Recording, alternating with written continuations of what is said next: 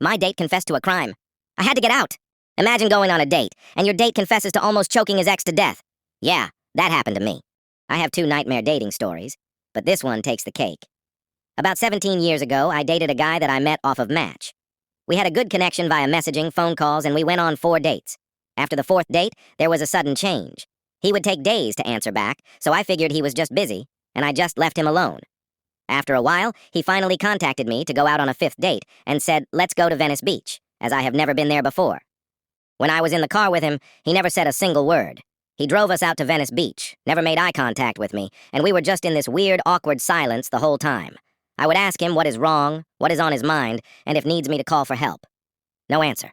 I knew something was bad. Of course, in my mind, I was running various scenarios in my head what my next move was.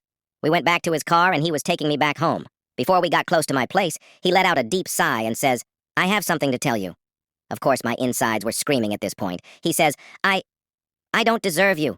You have a lot to offer someone to make them happy, and I am not that person." He pauses, sighs again, and then says, "You know why I was not responding early on? Because I was in mandatory anger management counseling and was having trouble coping with life." My eyes grew wide, and I asked what happened. He said his last girlfriend got on his nerves over something they argued about, and in turn it frustrated him so much that he nearly choked her to death. Because of what occurred, he was in court-ordered counseling for the next few years, and had to check in with someone 3 times a week. He felt he was ready to date again because he felt he mentally moved on to becoming a better person. By the time he pulled up to my house, he finished everything he was saying. He asks, "What do you think I should do? What advice do you have for me?" I told him calmly, "I admire your courage to tell me the truth.